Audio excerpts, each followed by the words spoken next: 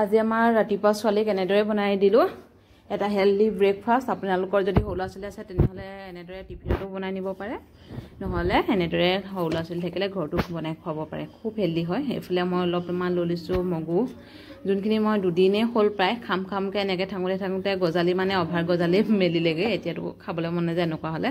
ভাবিলোঁ এইখিনি কিবা এটা ল'ৰাজনীক কিবা এটা ইভাগেতো তাই নাখায়, এনেদৰে কিবা এটা মই বনাই দিওঁ।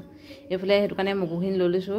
এটা পিছে আলমণ্ডো আছিলে দেই, আৰু মই প্ৰায় ইয়াত 1 চামুচমান ঠাণ্ডা ভাত দিছোঁ দেই। এইটো একেবাৰে অপশ্যনেল হয়, আপোনালোকে নিদিলেও কোনো কথা নাই, একেবাৰে কম মানে 1 চামুচমান হ'ব কি নহয় মানে সৰু চামুচে। এইফালে অলপমান দি দিছোঁ 5 ফুটা 6 ফুটামান দি দিছোঁ মই ৰচুন। এতিয়া এইখিনি মই ভালদৰে এটা পেষ্ট বনাই লওঁ, একেবাৰে কিন্তু পূৰা মিহি কৰি নিদিব দেই, অকণমানি খহটা হৈ থাকিলে এইটো বস্তু খাই ভাল লাগে। আৰু আপোনালোকৰ ল'ৰা ছোৱালীক এনেদৰে বনাই দিবচোন, খাবলৈ নিশ্চয় ভাল পাব। আমাৰ ছোৱালীয়ে যেনেকৈ ভাল পালে।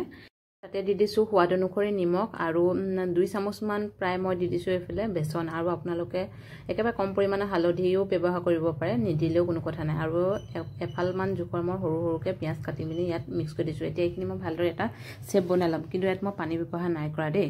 এনেদৰে চেপ বনাই ল'লোঁ। এতিয়া ইয়াত এখন পেনত এতিয়া মই অলপ ঘি দি এতিয়া এটা পিঠা এনেদৰে দি দিছোঁ। এনেকৈ দি মেলি অলপ হেঁচি দিছোঁ, আৰু একেবাৰে ফ্লেমটো একেবাৰে ল'টো মিডিয়াম ৰাখিব। তাৰপিছত অলপ টাইম সিজাৰ পাছত এইফালে আমাৰ ৰেডি হৈ গ'ল ব্ৰেকফাষ্ট। আপোনালোকৰ সৰু ল'ৰা ছোৱালী যদি আছে তেনেহ'লে টিফিনতো দিব পাৰে, নহ'লে আমাৰ ডাঙৰ মানুহেও আমি খাব পাৰোঁ। বহুত হেল্ডি হয় যিহেতু মগুটো।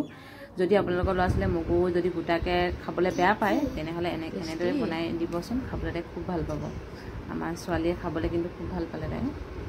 আৰু এনেদৰে যদি ৰাতিপুৱা এটা হেল্ডি ব্ৰেকফাষ্ট যদি ভালদৰে কৰে, নহয় জানো দিনটোৰ কাৰণে মনটোৱে ভাল লাগি থাকে।